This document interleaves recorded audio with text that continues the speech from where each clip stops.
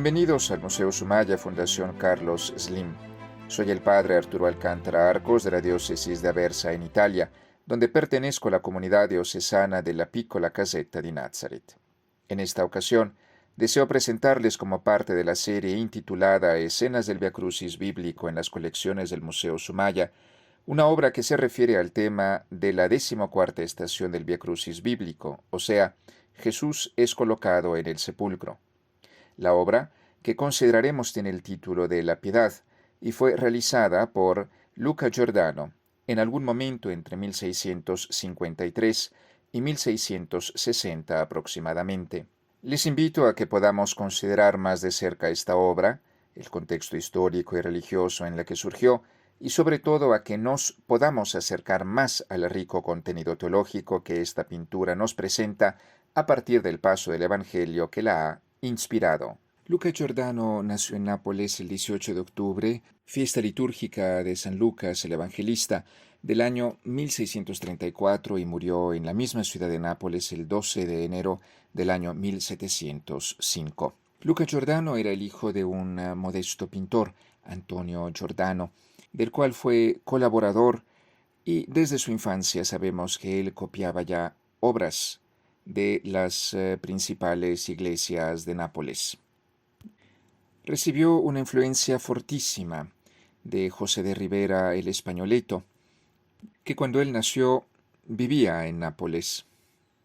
Y ahí habría vivido el Españoleto José de Ribera hasta el 1652, año de su muerte. Tras esta fuerte influencia de José de Ribera, los horizontes de Luca Giordano se ampliaron con algunos estudios realizados directamente sobre obras maestras en Roma y Venecia. A Venecia, de hecho, regresará en 1664 y en 1674 también. Posteriormente se trasladará a Florencia, donde vive por unos 4 años, de 1681 a 1685. Regresa a Nápoles y en 1692 parte para España, donde trabajará en la corte del rey Carlos II.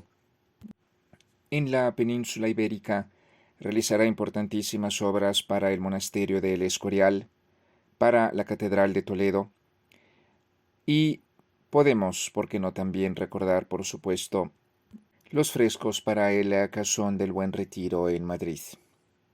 En 1702 regresa a Nápoles y trabaja todavía en la Cartuja de San Martín en Nápoles, donde morirá en el año 1705. La obra que estamos considerando ha sido colocada entre el año 1653 y 1660. Se trata de un tiempo en el que él seguramente haya realizado, tras la influencia fortísima de José de Ribera, quizás los estudios sobre las piezas y las obras maestras que habrían dejado una huella particularmente en él y que pudo estudiar directamente en Roma y en Venecia. En todo caso, la obra que estamos considerando es ciertamente anterior a su viaje a Venecia de 1664. En el periodo en el que se realiza esta obra, Gaspar Hummel, importante mercader, empresario, comerciante de telas, pero también de obras de arte, nacido en Amberes, en los Países Bajos en 1595, pero que se estableció en Nápoles en 1616 y por lo tanto 2 años antes del nacimiento de Luca Giordano.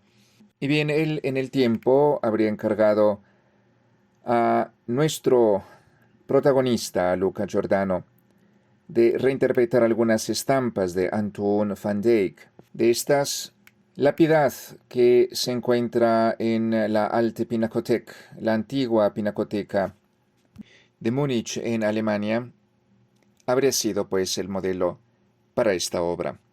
Hay que agregar aquí que si bien Luca Giordano es uno de los pintores más ricos por cuanto al número de obras realizadas, que como mínimo se podría considerar son más de 1000.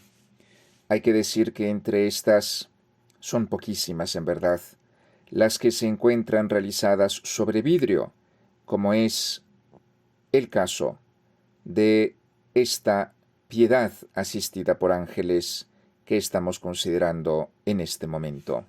Por cuanto al contexto religioso, y más bien de la historia de la iglesia en la que Luca Giordano se encuentra en Nápoles mientras realiza esta importante obra, debemos decir que es uno de los periodos más complejos y difíciles de la historia de Nápoles. En el tiempo en el que esta obra se realiza, es arzobispo de la ciudad Ascanio Filomarino, que fue pues arzobispo de Nápoles de 1641 a 1666, y recordamos cómo nuestra obra, La Piedad, asistida por ángeles, ha sido fechada en algún momento entre 1653 y 1660.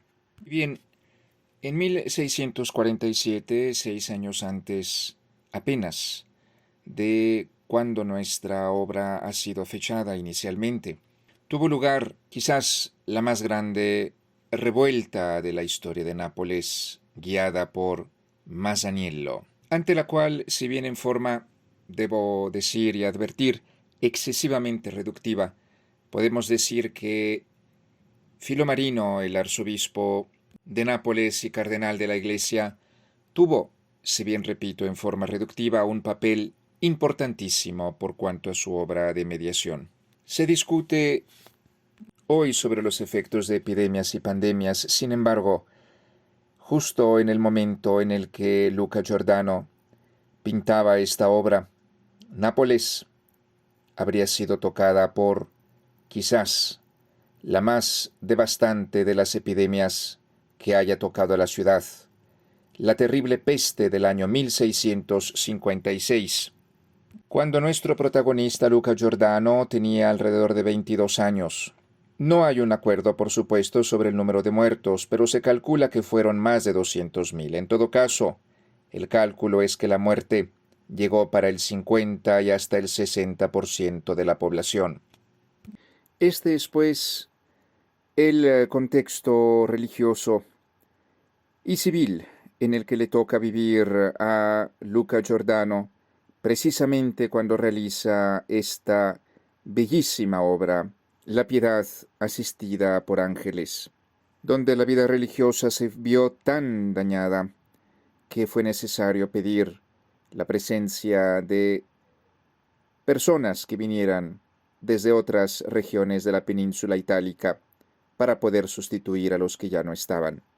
Pero entre los periodos de serenidad y de paz que hubo entre estas dos grandes circunstancias, la revuelta de Masaniello y la gran peste de 1656, el cardenal Ascanio Filomarino era también un hombre refinado, de una grandísima cultura, y que amó en forma particular la pintura, teniendo una grandísima colección personal. Y, conociendo de la obra, si bien muy joven todavía, en ese momento Luca Giordano no dudó, precisamente en este período en el que se realiza nuestra obra, o muy cercana de ella, de encomendarle algunas obras para la mismísima catedral de Nápoles. Y así como hizo Filomarino el cardenal, igualmente el gran mercader Caspar Homer encomendó a nuestro Luca Giordano reinterpretar algunas estampas de Antoine van Dyck, y así surge en ese período tan convulsionado esta piedad asistida por ángeles. Entre la sangre derramada de ambos bandos, el español y el napolitano ante la revuelta de Masaniello y las muertes oscuras de la peste terrible del 1656. Lo que tenemos pues delante es este momento justo antes de la escena que estamos contemplando en esta última estación del Via Crucis bíblico, o sea, el momento en el que Jesús es colocado en el sepulcro. Estamos viendo el instante justo antes cuando María Santísima recibe en sus brazos el cuerpo muerto de su hijo. A su lado derecho, dos ángeles, y del lado izquierdo, algunos angelitos pequeños que contemplan casi con temor la escena, mientras que lloran los ángeles que se encuentran a la derecha de la pintura. María Santísima que mira hacia arriba, hacia el Padre Eterno, hacia la fuente de la vida, mientras que su hijo en la dirección opuesta se encuentra ya en ausencia de vida. Que Luca Giordano, mientras reinterpretaba la obra de Van Dyck, tuviera en mente la sangre de aquellos que habían caído del lado español y del lado napolitano en la revuelta de Masaniello, o que tuviera en sus ojos todavía la memoria del llanto de aquellos que, quizás más de la mitad de la población, se habían ido en forma oscura y silenciosa en aquel terrible 1656. Finalmente, no lo podemos saber, pero tampoco lo podemos negar.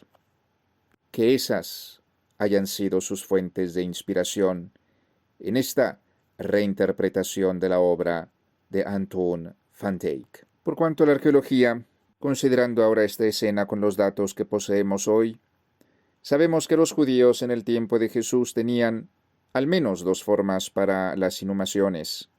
Una era enterrar, esto es, colocar más bien a la persona en una tumba de piedra y después de un tiempo recoger los huesos que habían quedado y colocarlos en un osario. Ese, sin embargo, no fue el caso de Jesús. El caso de Jesús fue diferente, y esto es que en otras circunstancias se colocaba el cuerpo de la persona en una apertura, en pequeñas grutas, pequeñas cuevas más bien, que se encuentran fácilmente en el área de Judea, donde se localiza Jerusalén, donde Jesús murió. Se preparaban, pues, estos espacios, y después, afuera, para poderlos cubrir, se hacía un pequeño, llamémosle canal, un espacio para que una piedra circular generalmente pudiera ser colocada para tapar la entrada a esas pequeñas cuevas, donde se colocaban, pues, los cuerpos de los difuntos. Y cuando era el caso, después de ello, se ponía encima de la persona difunta de los restos, esto es, óseos que generalmente habían quedado, eventualmente otro difunto, y así se entiende la expresión bíblica del Antiguo Testamento que una persona se había vuelto a unir con sus padres, con sus antepasados. Pero en el caso de Jesús, el sepulcro era nuevo, nadie había sido colocado ahí. Y los textos evangélicos son muy claros que se trataba de una pequeña apertura donde después fue cerrada esa estructura con una piedra que es la que después será encontrada movida ya de su posición originaria, sin que nadie la hubiera tocado, el domingo de resurrección. Hilario de Poitiers, obispo en la ciudad de la actual Francia en el siglo IV, interpretando simbólicamente la cuestión de la piedra que cerraba el sepulcro, dice que el corazón de los paganos estaba vacío, como el sepulcro de Jesús estaba vacío antes de su presencia. Así pues, dice Hilario de Poitiers, Jesús puede entrar a los corazones que están vacíos, y ahí donde se encuentra solamente muerte y vacío, Él es capaz, dice San Hilario de Poitiers, de llenarlo con su presencia y con la luz de la resurrección y la vida eterna. Y así, con esta esperanza, sabiendo que aun si nuestros corazones están vacíos y llenos de la oscuridad de la muerte, Jesús puede llenarlos con su presencia, con la luz de la resurrección, con su vida, que es vida eterna, y con esta esperanza de que nuestra vida puede ser mejor y más plena, seremos, sin duda, personas mejores. A conclusión de esta serie intitulada Escenas del Vía Crucis Bíblico en las colecciones del Museo Sumaya, no me queda otra cosa sino que agradecerles por su amable atención. Muchas gracias de nuevo y hasta entonces.